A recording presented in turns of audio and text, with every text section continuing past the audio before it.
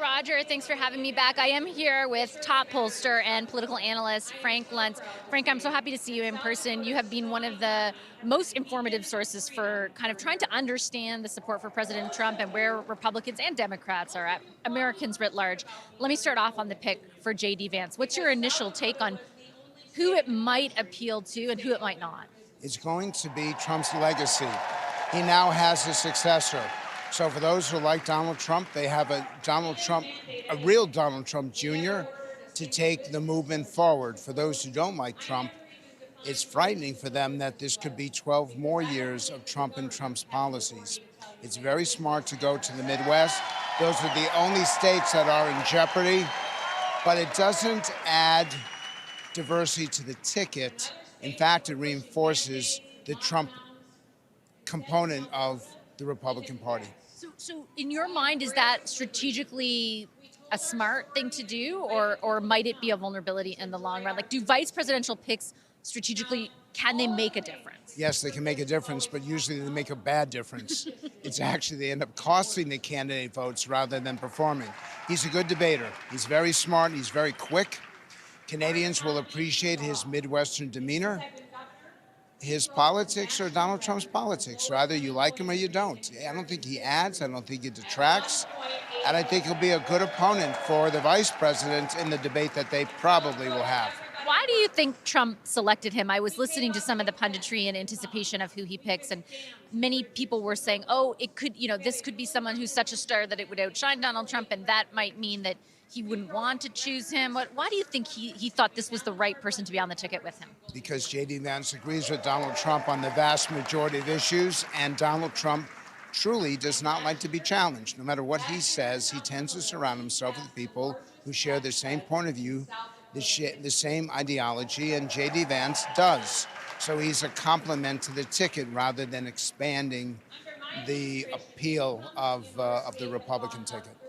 Does Trump, in the position he's in right now, still need to expand the appeal beyond what is obviously a motivated and strong base? Like, are those so-called swing voters still incredibly important? It's 4%. It's almost nothing. If you haven't made up your mind, you're likely not to vote because you don't like either candidate.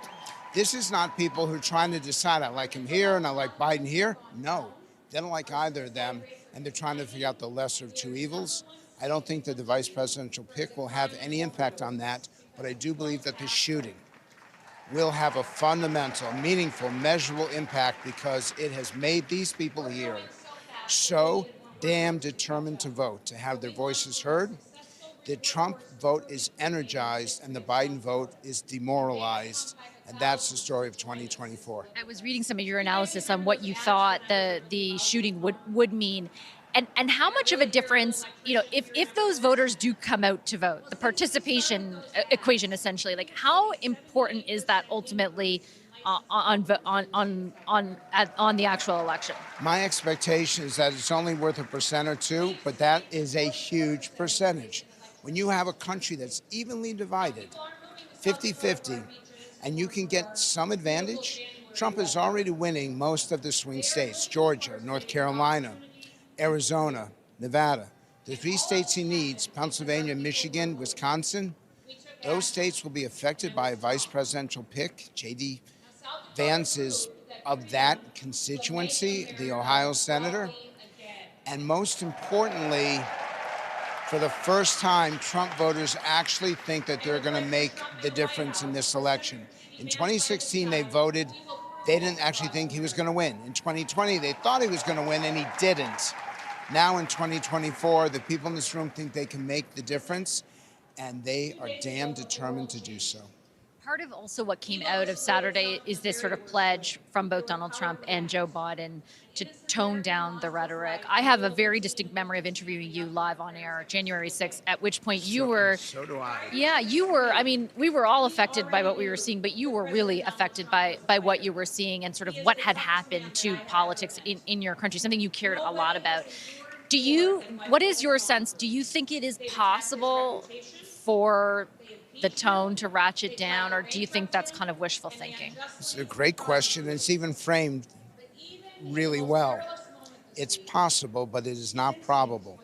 It will take the decision of both Trump and Biden, because he needs both of them to say enough is enough. It's not appealing to this crowd right here behind us, the cheering, the yelling. These are not the people who matter. If we want, look at the word they're yelling: fight, fight. And the key is to listen and learn and then lead.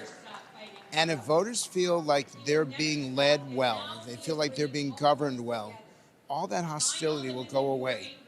But if they believe that they're being ignored, forgotten, or worst of all, betrayed, then they will continue to get more and more angry. And I say this to the citizens of Canada: don't import our politics. Don't import any of this, because once you get this angry, it's so hard to get rid of it. And what took months or even a few years to develop will take decades to fix.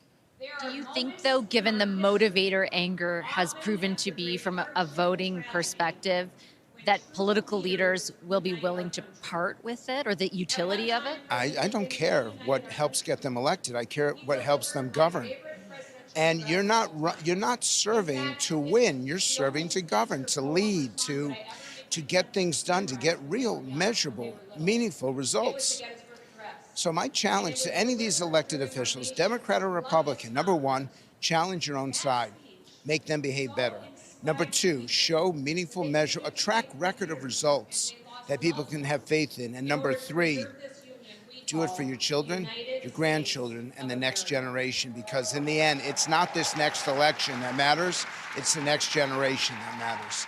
Frank, Mr. Luntz, I'm going to leave it there. I appreciate you making the time. Thanks for your analysis. It's wonderful as always. Thank you. Roger, I'm going to send it back to you. That's Frank Luntz here on the floor of the RNC in Milwaukee. I'm sure we'll be checking in a little bit later this evening.